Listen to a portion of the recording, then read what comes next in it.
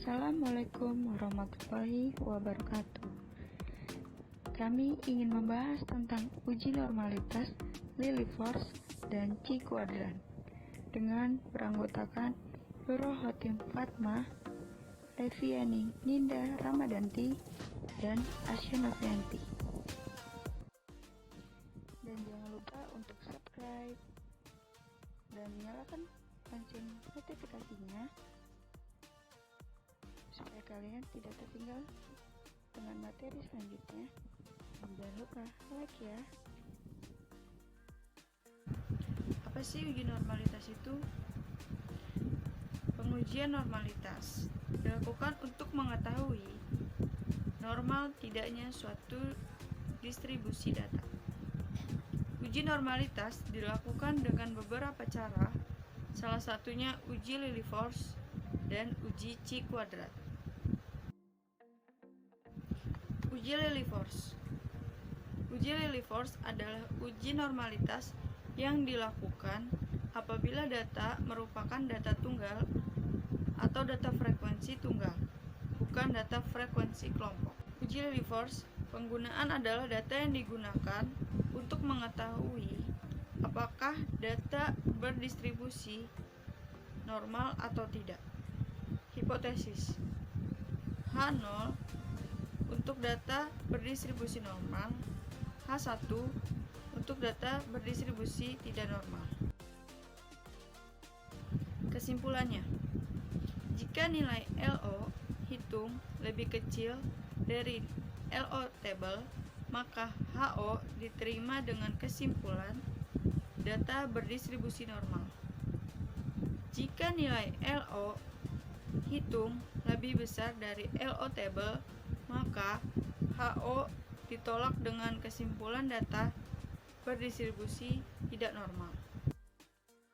Rumus hitung uji Lily-Force adalah Z sama dengan YI dikurang Y rata-rata dibagi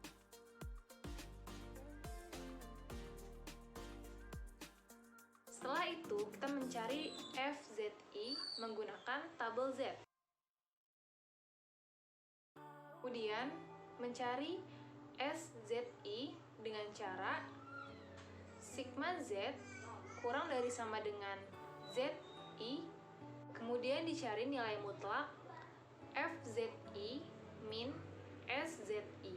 Kemudian, mencari LO-nya sama dengan nilai maksimal dari mutlak FZI dikurangi SZI. Untuk uji Lily-Force ini ada beberapa langkah atau tahapan yang harus kita lakukan.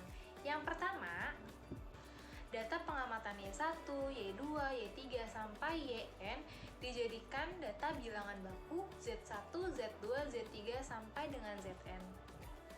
Dengan rumus yang digunakan adalah Z sama dengan YI min Y rata-rata dibagi dengan SY, di mana Y rata-rata itu adalah rata dan SY adalah simpangan baku. Menggunakan daftar distribusi normal baku.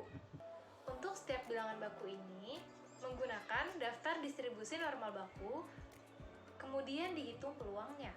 Rumusnya, FZI sama dengan P dalam kurung Z sama kurang dari sama dengan ZI tutup kurung. Selanjutnya, dihitung proporsi Z1, Z2, Z3 sampai dengan Zn yang lebih kecil atau sama dengan Z1. Jika proporsi ini dinyatakan dalam SZ1, maka SZI sama dengan banyaknya Z1, Z2, Z3 sampai dengan Zn dibagi dengan N. Setelah itu, kita tentukan nilai mutlak dari FZI dikurangi dengan SZI. Jangan lupa ya, harus kita mutlakkan. Ambil nilai terbesar dari harga-harga mutlak selisih tersebut untuk mendapatkan nilai LO atau L hitungnya. Kita masuk ke contoh soal. Seperti yang ada di bawah ini, Apabila terdapat data-data yang ada di bawah ini, maka kita harus menentukan apakah data ini berdistribusi normal atau tidak. Mari kita kerjakan. Bismillahirrahmanirrahim. Assalamualaikum warahmatullahi wabarakatuh. Di sini saya akan menjelaskan tentang uji Lilliefors. Nah, uji Lilliefors ada di buku Profesor Supardi dan kita lihat di sini contoh 4.1. Lakukanlah uji normalitas pada sampel. Di bawah ini ada sampel ya. Ada 2, 3, 4, 2, 4, 3, 5, 4 dan seterusnya. Nah, bagaimana sih cara membuat tabel dari uji Lilliefors ini? Pertama, sajikan dalam tabel dan diurutkan. Jadi data-data ini tuh kita urutkan seperti ini. Y1 nomor 1 itu ada 2. Y1 itu artinya data-data yang ada di sini. Itu ada 2, 3, 4, 5, 6, 8, dan 9. Nah, Y1 ini data-datanya diambil dari sini. Kemudian kita lihat di FI-nya atau F1-nya nih. F1 itu artinya frekuensi. Frekuensi itu artinya banyaknya data tersebut. Kita lihat di sini 2. Data 2 ini tuh ternyata ada sebanyak 2 kali.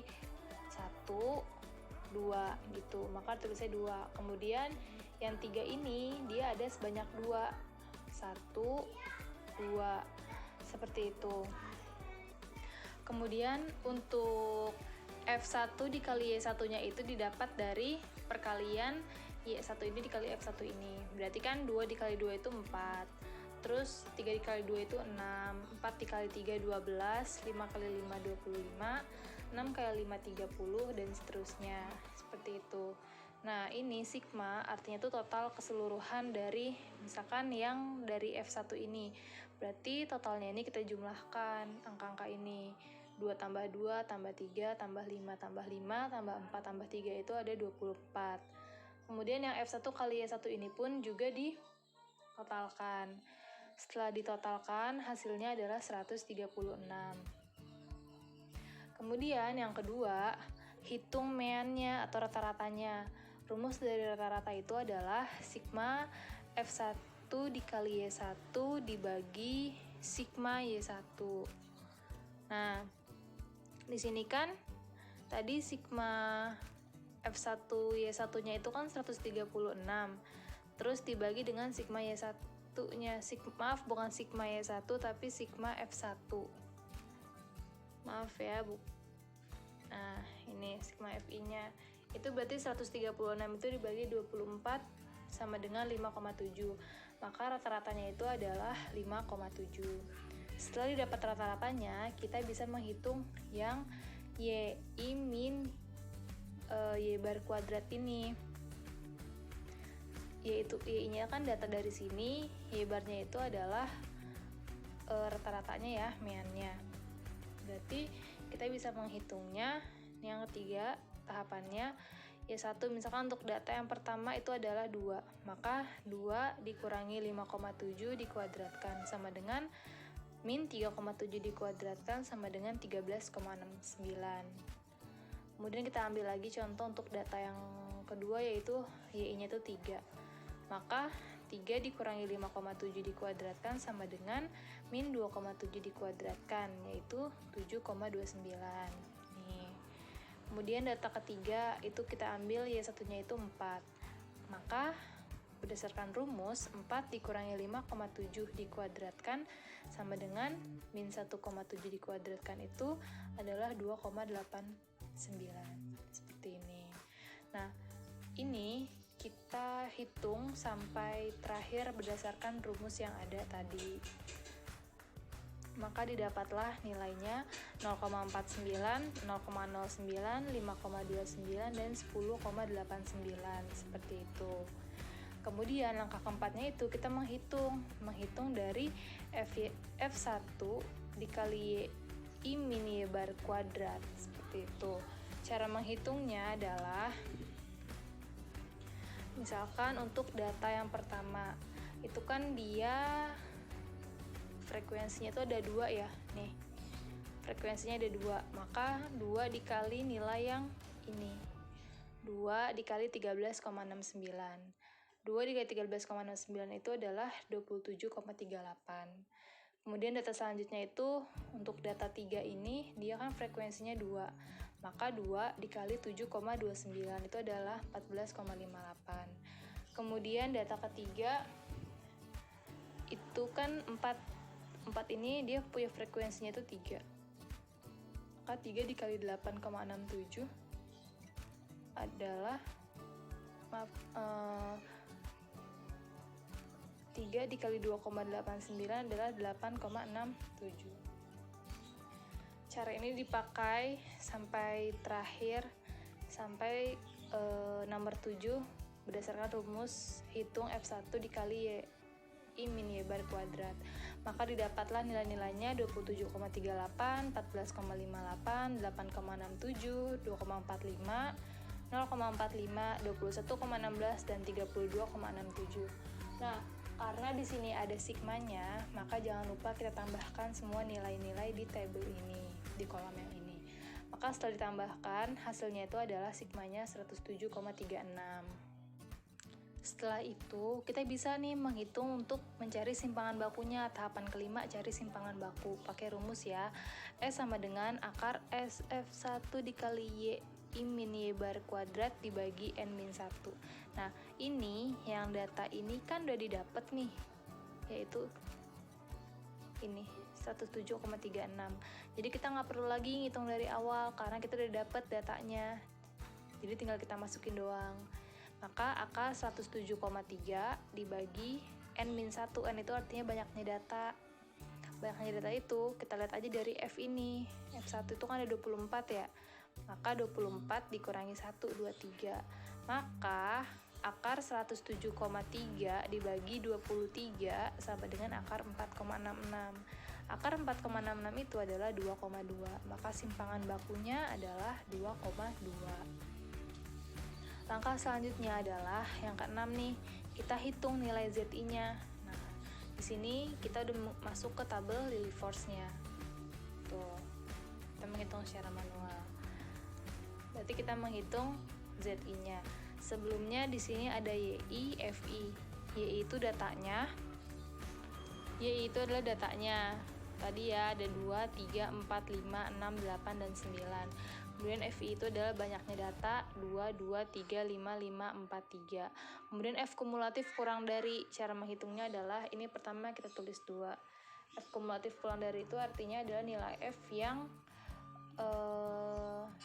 kurang dari sama dengan nilai itu sendiri. Misalkan 2, ada berapa nilai 2 yang mempunyai nilai kurang dari sama dengan 2 juga. Itu cara menghitungnya seperti ini. 2 tambah 2 itu kan 4. Terus 4 tambah 3 7. 7 tambah 5 12. 12 tambah 5 17. 17 tambah 4 21. 21 tambah 3 24. Maka nanti akan didapat 24 nilai akhirnya. Itu cara menghitung F kumulatif kurang dari sama dengan. Nah, cara selanjutnya adalah kita menghitung si ZI ini. Tuh. Cara menghitung ZI adalah ini juga ada rumusnya. ZI sama dengan YI min Y bar dibagi S. S itu artinya simpangan kan. Misalkan kita mau mencoba untuk data yang pertama. Data pertama kan 2 nilainya. Tuh. Maka 2 dikurangi 5,7 dibagi 2,2. Y bar ini artinya rata-ratanya. Tadi kan 5,7 kan. Nah, terus simpangannya itu adalah 2,2. Maka 2 dikurang 5,7 dibagi 2,2 sama dengan min 3,7 dibagi 2,2. Maka nilai ZI untuk data 2 adalah min 1,68. Min 1,68. Kemudian untuk data yang keduanya 3 kan. Tuh. Maka 3 dikurang 5,7 dibagi 2,2 sama dengan min 2,7 dibagi 2,2 adalah min 1,22. Min 1,22. Kemudian data ketiga 4 min 5,7 dibagi 2,2 sama dengan min 1,7 dibagi 2,2 adalah min 0,77. Nah, cara ini dipakai terus sampai kalian tuh dapet nilainya, mencari nilainya itu sampai di nomor 7 ini. Pakainya rumusnya sama begini semua. Tuh, sampai nomor 7 ya. Bikin seperti ini. Nanti kalau dapat seperti ini, kita bisa langsung pindahkan ke tabel di ZI-nya ini, di kolom ZI-nya. Ini aku pindahin dulu. Ini min 0,77, min 0,31,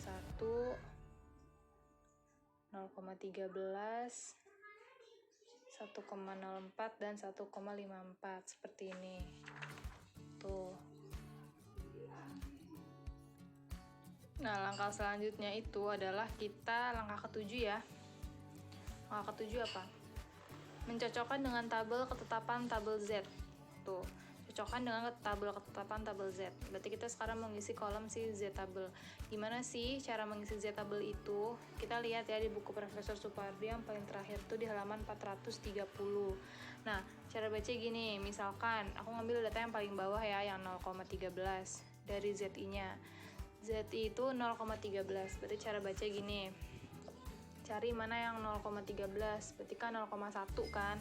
0,1 tambah 0,03 gitu kan. Nah, ini nih 0,1 tambah 0,03.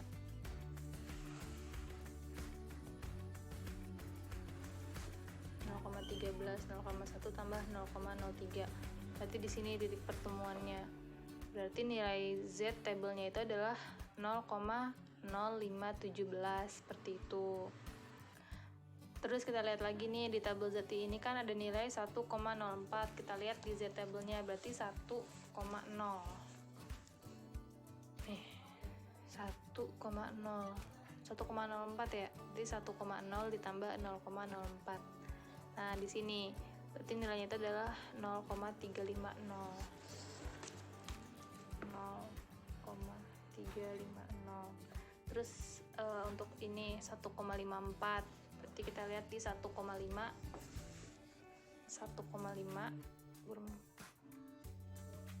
Oke, 1,5 terus ditambah 0,4. Berarti di sini kan 1,54 itu berarti nilainya 0,437. 0,437. Begitupun seterusnya. Ngerti ya cara baca Z table itu seperti apa? Oke, setelah didapat semuanya dari Z table ini adalah inilah nilainya. Kemudian langkah selanjutnya adalah kita mencari nilai dari FZI. FZI itu gimana cara menghitungnya? Hitung FZI. Nih cara menghitungnya. Untuk ZI kurang dari 0, maka FZI-nya itu adalah 0,5 dikurangi Z table. Tapi kalau untuk ZI yang lebih dari 0, maka FZI-nya itu adalah 0,5 tambah Z table. Ini garis bawahin tuh. Misalkan kita coba ya data pertama. Data pertama itu kan ZI-nya itu min 1,68. Maka ZI min 1,68 atau min 1,70 dibulatkan, itu dia kurang dari 0 karena minus. Ini minus kan berarti kurang dari 0 kan. Nah, maka kita pakai yang FZI 0,5 dikurangi Z table. Maka 0,5 dikurangi 0,455. Oh, Z table-nya itu 0,455. Maka nilainya adalah 0,044 seperti itu. Kemudian setelah didapat nilai FZI-nya itu, kita mencari nilai dari SZI. SZI ini kita nih, cara yang ke-9, tahapan ke-9, cari SZI dengan cara F kumulatif kurang dari dibagi dengan F-nya. F kumulatif kurang dari, misalkan untuk data yang pertama itu kan 2, maka 2 dibagi banyaknya data. Banyaknya data itu kan ada 24 ya, maka 2 dibagi 24 sama dengan 0,083. Kemudian selanjutnya itu 4, maka 4 dibagi 24 sama dengan 0,167. Kemudian data ketiga itu 7, maka 7 dibagi 24 sama dengan 0,291. Ini seterusnya dipakai untuk mengisi kolom si SZI, caranya seperti itu. Kemudian langkah yang ke-10 itu cari mutlak FZI dikurangi SZI. setelah dapat nilainya dimutlakan, maka akan bernilai positif semua, karena nilai mutlak itu kan artinya dia akan bernilai positif kan. Nah, berarti tinggal kita kurang aja si tabel yang ini dikurangi ini. 0,044 dikurangi 0,083 seperti itu. 0,04 dikurangi 0,08 sama dengan 0,03. Kemudian selanjutnya 0,109 dikurangi 0,167, berarti 0,10 dikurangi 0,16 sama dengan 0,05. Ini tinggal dikurangkan. Nanti kan nih hasilnya ada yang negatif-negatif nih. Nah, jangan lupa ya, yang negatif itu dimutlakan. Jadi nanti nilainya itu positif. Kemudian langkah ke-11-nya, ambil harga pada tabel FZI min FZI mutlak, cari nilai terbesarnya. Nah, dari yang tabel ini kita lihat mana nilai yang paling besar. Kelihatan kan, nilai yang paling besar itu adalah nilai 0,14. Aku tulis ya, 0,14. Itu sebagai LO hitung. Nah, kemudian bandingkan dengan L table dengan taraf signifikan yang 0,05 dan N-nya itu adalah 24, maka L table-nya sama dengan 0,17. Taraf signifikan untuk dunia pendidikan itu adalah 0,05. Jadi toleransi untuk kesalahannya ada 0,05% seperti itu. Nah, untuk L table-nya itu nilai kritis L untuk uji Lilliefors bisa dilihat di buku Profesor Supardi ya, di halaman 431 di sini. Kan tadi kan kita tuh ada banyak datanya, itu kan ada 24 ya. Nih, 24 tuh kan kayak mendekati 25. Di sini kayak udah jarang-jarang kan angkanya, maka kita masuk ke rentang 25, kita cari yang taraf signifikan tuh 0,05. Maka nilai dari LO table-nya itu adalah 0,173. Nah, kemudian kita bisa masuk nih ke kesimpulannya. Kesimpulannya itu adalah jika LO hitung kurang dari LO table, maka hipotesis awalnya itu diterima, H0-nya itu diterima, dan data berdistribusi normal.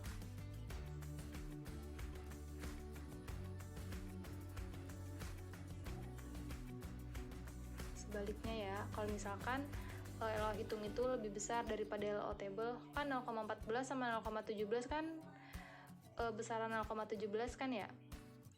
Nah gitu, jadi kalau misalkan LO hitungnya itu lebih besar dari LO table, maka HO-nya ditolak dan data itu berdistribusi tidak normal. Nah, di contoh yang kali ini data kita tuh berdistribusi dengan normal. Uji C kuadrat. C kuadrat adalah salah satu uji komparatif dan parametris yang dilakukan pada dua variabel, di mana skala data kedua variabel adalah nominal.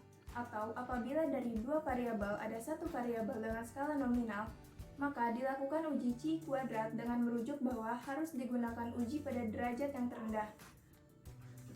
Uji C kuadrat ini merupakan uji non-parametris yang paling banyak digunakan. Kegunaan pada uji C kuadrat untuk menguji data dalam bentuk data kelompok dalam tabel distribusi frekuensi. Kemudian formulanya, akan ada beberapa langkah dan rumus yang akan kita bahas satu persatu. Kemudian untuk hipotesis dalam uji C kuadrat yaitu H0 untuk data berdistribusi normal dan H1 untuk data tidak berdistribusi normal. Untuk penarikan kesimpulan bisa dilihat dari jika X kuadrat dihitung lebih kecil dari X kuadrat tabel, maka H0 diterima sebagai data berdistribusi normal. Dan jika X kuadrat dihitung lebih besar dari X kuadrat tabel, maka H0 ditolak sebagai data tidak berdistribusi normal. Ada 12 langkah-langkah normalitas dengan C kuadrat. Yang pertama, membuat daftar distribusi frekuensi dari data yang berserakan ke dalam distribusi frekuensi data kelompok atau data disajikan dalam bentuk tabel. Kemudian yang kedua yaitu mencari mean dan simpangan baku data kelompok. Kemudian yang ketiga, menentukan tepi kelas XI dengan anggota X1, X2, X3 dan seterusnya. Kemudian lakukan konversi nilai tepi kelas menjadi nilai baku Z1, Z2 dan seterusnya, di mana nilai baku ZI ditentukan dengan rumus ZI sama dengan XI dikurangi X bar per S. Kemudian, yang keempat, menentukan besar peluang setiap nilai Z berdasarkan tabel Z atau luas lengkungan di bawah kurva normal standar dari 0 ke Z dan disebut FZI. Dengan ketentuan, jika ZI lebih kecil dari 0, maka FZI sama dengan 0,5 dikurangi Z table. Dan jika ZI lebih besar dari 0, maka FZI sama dengan 0,5 ditambah Z table. Kemudian yang kelima, menentukan luas peluang normal LI tiap kelas interval dengan cara mengurangi nilai FZI yang lebih besar di atas atau di bawahnya, yaitu LI sama dengan FZI dikurangi FZI minus 1. Yang keenam, menentukan FE atau frekuensi ekspektasi dengan cara mengalihkan luas peluang normal kelas tiap interval atau LI dengan number of case atau N banyaknya sampel, yaitu FE sama dengan LI dikali N. Yang ketujuh, memasukkan frekuensi observasi faktual sebagai FO. Dan yang kedelapan, mencari nilai X kuadrat setiap interval dengan rumus X kuadrat sama dengan dalam kurung FO dikurangi FE kuadrat per FE. Kemudian yang kesembilan, menentukan nilai X kuadrat hitung dengan rumus X kuadrat hitung sama dengan sigma X kuadrat sama dengan sigma dalam kurung FO dikurangi FE kuadrat per FE. Kemudian yang ke-10, menentukan nilai X kuadrat table pada taraf signifikan A dan derajat kebebasan atau DK sama dengan K dikurangi 1 dengan K sama dengan banyaknya kelas atau kelompok interval. Kemudian yang ke-11, bandingkan jumlah total X kuadrat hitung dengan X kuadrat tabel. Dan langkah yang terakhir yaitu apabila X kuadrat hitung lebih kecil dari X kuadrat tabel, maka data berdistribusi normal. Dan jika kemudian yang ke-11, bandingkan jumlah total X kuadrat hitung dengan X kuadrat tabel. Dan langkah yang terakhir yaitu apabila X kuadrat hitung lebih kecil dari X kuadrat tabel, maka data berdistribusi normal. Dan jika X kuadrat hitung lebih besar dari X kuadrat tabel, maka data tidak berdistribusi normal. Ini adalah contoh soal dari uji C kuadrat.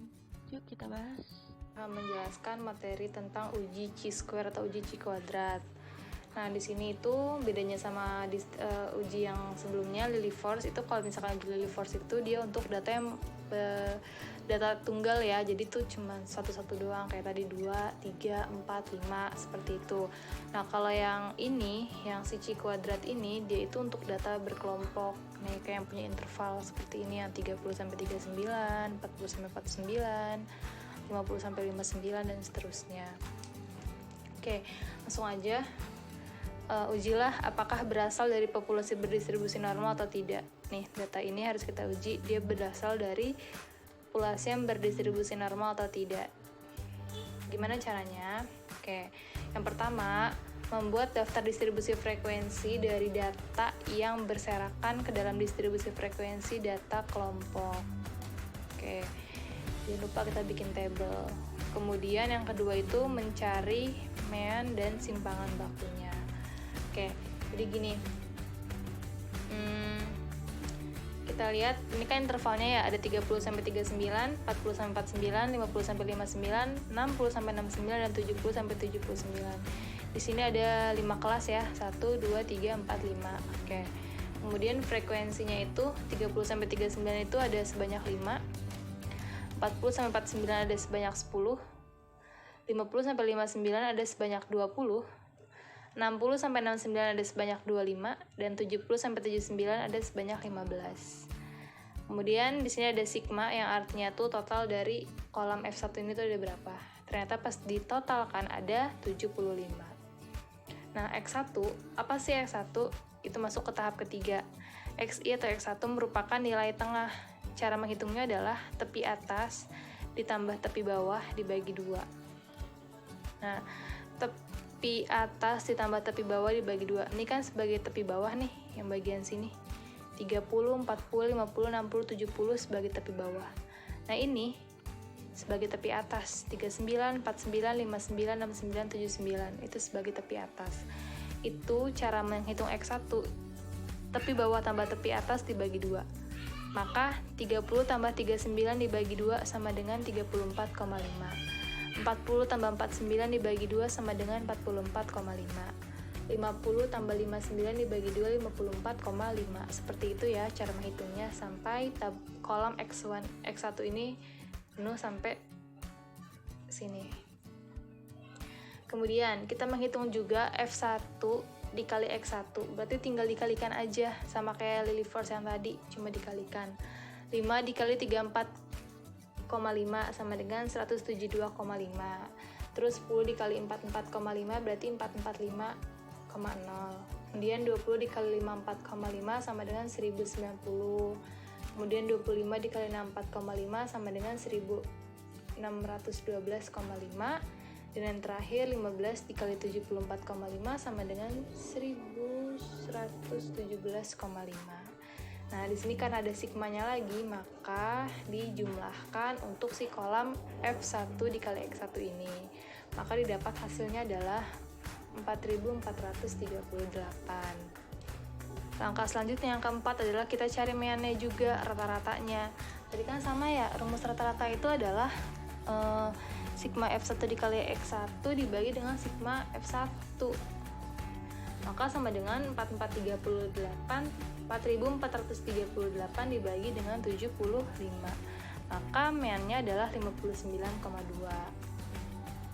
Seperti itu. Maka kita bisa masuk ke tahap kelima, yaitu mencari kolom selanjutnya nih, yang X1 min X bar kuadrat. Caranya adalah tinggal X1 dikurangi X bar. X1-nya itu kita pakai yang ini. Bukan pakai yang ini ya, tapi pakai yang ini, X1. Bukan pakai interval, tapi pakai X1. Maka untuk X1, 34,5 dikurangi 59,2 dikuadratkan. Maka min 24,7 dikuadratkan adalah 610,09. Nih. Kemudian selanjutnya untuk data 40-49 ya. Maka kita masukkan yang 44,5 dikurangi 59,2 dikuadratkan sama dengan 14,7 dikuadratkan, yaitu 216,09. Cara menghitungnya seperti ini sampai tabel kolom X1 min X bar kuadrat ini terpenuhi. Masih gampang ya, semangat menghitungnya. Kemudian selanjutnya adalah kita mencari untuk fx i min X bar kuadrat. Nah, berarti nilai yang F-nya mana sih? Ini F kan? F dikalikan, kolom F dikalikan dengan kolom X I min X bar kuadrat. Gampang ya, tinggal dikalikan doang berarti 5 dikali 610,09, terus 10 dikali 216,09, terus 20 dikali 22,09. Kalian pasti bisa. Nah, kemudian ini ditambah untuk mendapatkan sigma si fx1 min x bar kuadrat ini. Maka didapatkan hasilnya adalah 9866,75 seperti itu. Nah, sekarang kita udah mulai masuk ke dalam tabel uji chi-square-nya ini kan. Kita lihat, ini kita ada tahap ke-8, tentukan batas nyata atau batas tepi kelas. Nah, untuk batas pertama ini yang XI itu adalah batas bawah dikurangi 0,5. Berarti kan ini kan batas bawah kan 30. Maka 30 dikurangi 0,5 sama dengan 29,5. Oke, seperti itu. 29,5. Kemudian untuk menentukan tepi selanjutnya itu adalah batas atas ditambah 0,5. Berarti yang ini nih 39. Kan ini kan batas atas ditambah 0,5. Berarti 39 tambah 0,5 adalah 39,5. Berarti yang selanjutnya gampang aja ya, 49 tambah 0,5, 49,5. Berarti ini. Oke, bagus, pintar. Selanjutnya yang terakhir. Oke, seperti ini ya. Lalu kita cari ZI-nya untuk memenuhi kolom si ZI ini. Caranya XI min X bar dibagi S. S itu simpangan. Tadi kan rata-rata udah dapet ya. X rata-ratanya udah dapet, simpangannya juga udah dapet, tinggal dihitung. Untuk data pertama berarti XI-nya itu 29,5. Ini kan jadi XI. 29,5 dikurangi 59,2 dibagi 11,54 sama dengan min 2,58. Seperti itu. Berarti ini kita tulis min 2,58. Kemudian selanjutnya itu misalkan 39,5 dikurangi 59,2 dibagi 11,54 sama dengan min 1,71. Kemudian yang ketiga 49,5 dikurangi 59,2 dibagi 11,54 sama dengan min 0,84. Seperti ini ya, kita penuhi kolom ZI dengan cara yang sama. Nah, langkah selanjutnya adalah nih yang ke-10 tahapannya. Z-table, mencocokkan dengan tabelnya. Berarti kita cari nih untuk mengisi si kolom Z-table ini, kita cocokkan nilai ZI di Z-table-nya. Tadi udah paham ya cara membaca Z-table, tinggal dicocokkan dan kemudian dipindahkan ke kolom Z-table ini. Oke, setelah itu masih ada tabel yang kosong nih. Kolom yang kosong adalah FZI-nya. FZI kita masih belum dapet caranya gimana, sama kayak yang uji Lily Force tadi. FZI, jika ZI-nya itu kurang dari 0, maka FZI-nya itu sama dengan 0,5 dikurangi Z-table. Tapi kalau misalkan ZI-nya itu lebih besar dari 0, maka FZI-nya itu adalah 0,5 ditambah Z-table, seperti itu. Misalkan kita ambil yang ZI-nya itu min 2,58. Nih, yang min 2,58, kita lihat dia kan minus 2,58, berarti dia kurang dari 0 kan, berarti nanti dia 0,5 dikurangi Z-table-nya gitu. Berarti nanti 0,5 dikurangi 0,4951 sama dengan 0,0049. Misalkan yang kedua lagi dia masih minus nih, min 1,71, berarti kan nanti dia kurang dari 0, berarti dia nanti 0,5 dikurangi Z-table-nya 0,456, seperti itu. Tuh. Berarti nanti hasilnya adalah 0,043. Paham ya cara menghitungnya? Seperti itu sampai kolom si FZI ini tuh terpenuhi. Kayak gitu. Nah, setelah dapat, ini masih ada tabel kolom yang kosong yaitu kolom si LI.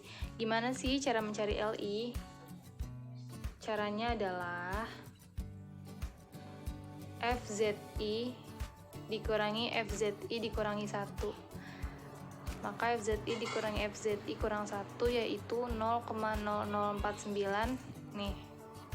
0,004 dikurangi 0,043. Berarti nanti ini kurang ini kurang ini kurang ini kurang ini kurang ini gitu. Main kurang-kurangan aja terus. Berarti 0,04 dikurangi 0,043. Berapa? 0,0387. Terus 0,043 dikurangi 0,200 berapa? 0,1569 ya. 0,156. Terus selanjutnya 0,200 dikurangi 0,512. 0,311. Nah, cara ini dipakai terus nih di kolom L. Cuma dikurang-kurangkan aja ya, atas bawah sampai full kolom LI-nya ini. Nah, udah keisi nih semuanya yang LI-nya. Sekarang kita mencari si FE. FE itu cara-carinya gimana? FE dicari itu pakai rumus FE sama dengan LI dikali N, dengan N adalah banyaknya sampel. Berarti LI-nya tadi kan 0,038 dikalikan dengan 75. Jadi kan banyak data, kita tuh ada 75 kan. Nih. Berarti 0,038 dikali 75 sama dengan 2,9. Terus selanjutnya 0,1569 dikali 75 11,77. Cuma dikalikan aja untuk memenuhi si kolom FE ini. Kayak gitu ya, dihitung. Oh iya, tadi jangan lupa ya, tadi di LI ini kita buat sigmanya, berarti kan artinya itu ditambah semua datanya ini. Ternyata di sini sigmanya itu adalah 1 setelah dijumlahkan. 1,0 sama aja ya 1. Nah, cara selanjutnya adalah tentukan nilai X hitung. Maka X kuadrat hitung adalah sigma X kuadrat sama dengan sigma FO min FE kuadrat dibagi FE. Nah, ini untuk mengisi kolom terakhir kita nih, yang ini. FO nya mana? Ini FO. FE nya ini FE. Tinggal dimasukin aja setiap datanya. Paham kan? FO nya 5 dikurangi FE nya 2,9, terus dikuadratkan dibagi 2,9, maka hasilnya 1,52. Atau sekarang yang data kedua 10 dikurangi 11,77 dikuadratkan dibagi 11,77, maka 0,27. Dihitung sampai data ke 5, kemudian diisi di kolam terakhir ini, FO min FE kuadrat dibagi FE. Semangat. Nah, dapatkan semuanya. Terus karena dia sigma, maka jangan lupa kita tambahkan juga. Maka setelah kita tambahkan, nilainya ini menjadi 4. Hitung ya. Nilainya itu 4 ditambahkan semua sigma. Sigma itu artinya penjumlahan ya, penjumlahan setiap data-datanya. Nah, dapatkan semuanya, maka dia ini sebagai X kuadrat hitung. Berarti X kuadrat hitungnya adalah 4. Kemudian X kuadrat tabelnya dengan taraf signifikan 0,5 dengan DK-nya itu 5 kurang 1. Dapat dari mana nih 5 kurang 1? 5 itu adalah dari banyaknya kelas. Ada 1, 2, 3, 4, 5. 5 dikurangi 1 maka 4. Kita lihat di tabel C kuadrat. Nih, yang nilainya itu 4 kemudian berdistribusi 5%. Berarti di sini kan 9,488. Berarti dia itu adalah nilainya 9,488. Seperti ini. Nah, kita bisa nyampe nih ke kesimpulannya. Gimana kesimpulannya? Karena kesimpulannya di sini ya. Karena X kuadrat hitungnya itu kurang dari X kuadrat table, ya kan? Kan X kuadrat hitung cuma 4, X kuadrat table-nya 9,488. Maka HO-nya itu diterima, hipotesis awal diterima, dan data berdistribusi normal. Datanya berdistribusi normal. Caranya kayak gitu. Oke, sekian. Mohon maaf apabila ada salah-salah kata dan kata-kata yang masih kurang berkenan.